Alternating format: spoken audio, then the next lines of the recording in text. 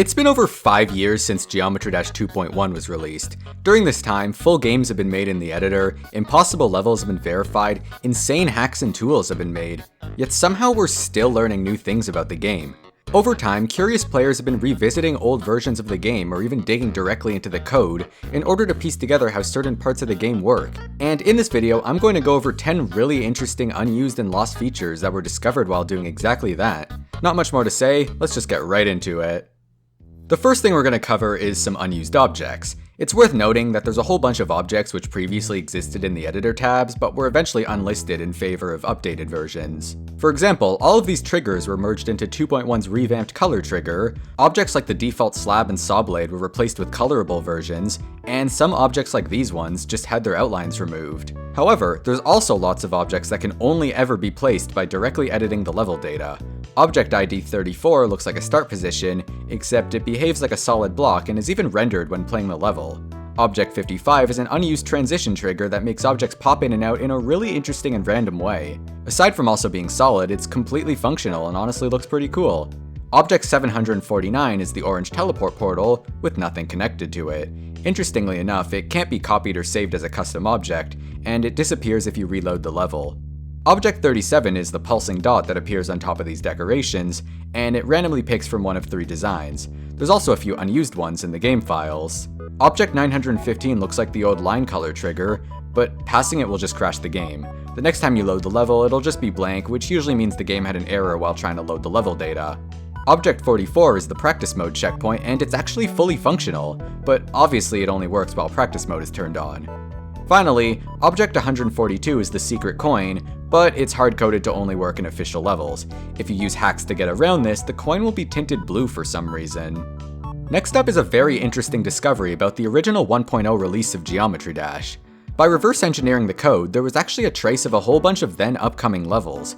Jumper was the final level in 1.0, but there were also hidden placeholder levels for Time Machine, Cycles, and X-Step. There's even a Newgrounds thread from before the game was released where many familiar artists first allowed RobTop to use their music. One post by RobTop showed exactly which levels were being added to the game, and many future levels were secretly planned here, including Geometrical Dominator, as well as almost the entirety of Geometry Dash World. Very cool. Did you know that if you crash a few times in Stereo Madness or Polargeist, it displays a hint message on the screen? These tutorial messages are hard-coded and only appear for these 2 levels, but thanks to some reverse engineering, we actually uncovered some more unused messages for the other levels. Stereo Madness is also supposed to say hold to fly up and release to fly down. Back on Track says touching a jump pad will launch you in the air. Dryout says touching a yellow portal will flip the gravity upside down.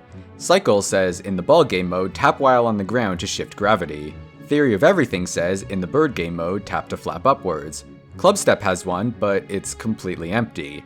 Electrodynamics just says fast portal. Hexagon Force says this is the dual help. Blast Processing says dart goes up while you're holding.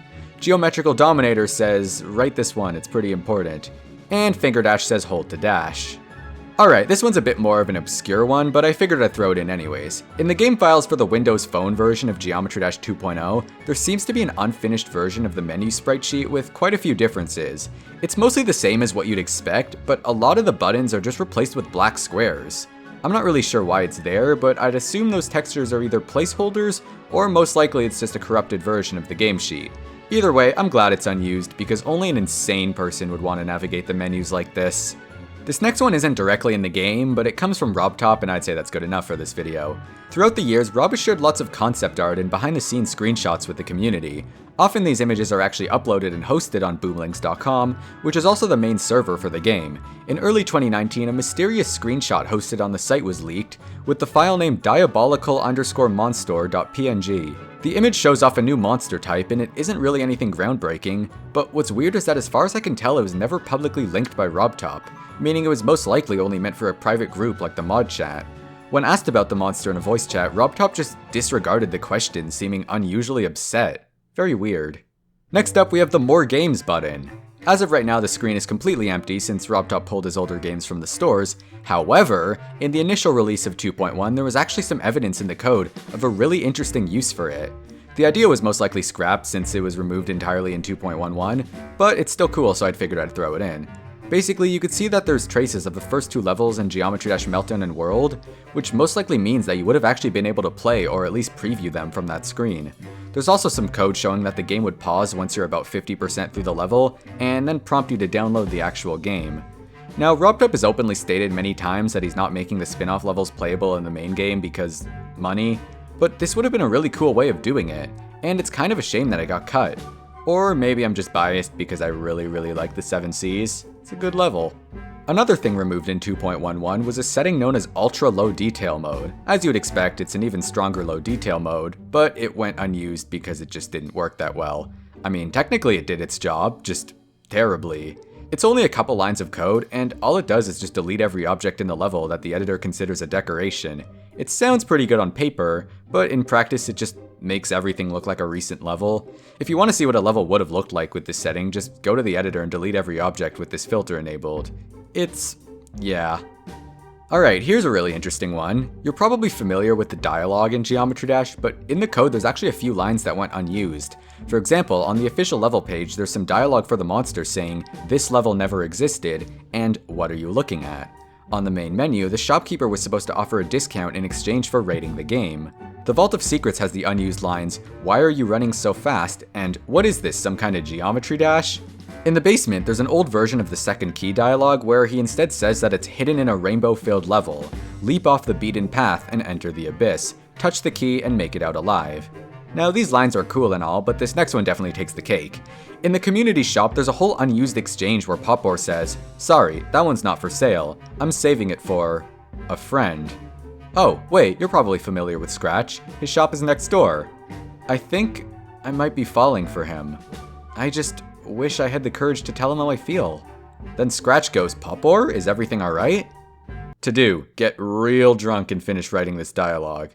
Then it's just blank. I've never been more disappointed. Moving on, back in December 2019, Geometry Dash Lite was temporarily updated with some 2.2 features, but it was quickly reverted afterwards. While most people were focused on the swing game mode, as well as the mysterious level called Firebird, there was actually a subtle but really significant change that a lot of people didn't even notice. And it's the fact that RobTop actually went back and made small tweaks and adjustments to the existing official levels. I tried to take note of as many changes as I could, but there's probably a couple that I missed. The ones that I found were: Base After Base and Electrodynamics had their missing spikes filled in. Hexagon Force had its first dual part adjusted a little bit. One of the ship parts in Blast Processing is now mini. The breakable blocks were removed from Electroman Adventures. The last coin in Stereo Madness was buffed back to its original version from 1.6. The last ship part in Theory 2 was widened a little. An extra gravity portal was added to the start of Finger Dash. The spiked block at the start of Club Step can no longer be jumped on. Also, all the trolls in Club Step were made a lot more obvious, most likely for accessibility purposes. Dryout now has a few arrows marking where to jump in the first upside down section. And the third coin in Can't Let Go was reworked, but in my opinion it's even worse now. The final lost feature of this video also comes from the 2.2 leak, and would you believe it, it's about Firebird.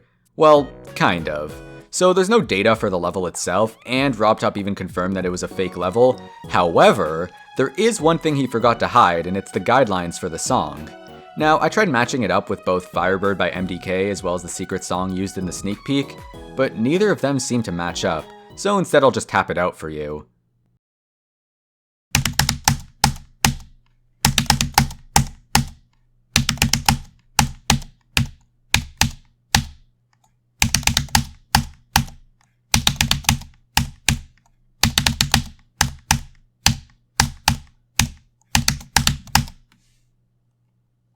Gotta say, I'm completely stumped. I have no idea what it could be. And with that, we've reached the end of the video. Hope you found all these things a little interesting. Be sure to comment if you knew about any already. And I guess there is one more thing worth mentioning. Yeah, pretty much everything in this video was completely made up. Check the upload date. It's April Fools. And either way, you should know better than to trust me by now. Okay, later.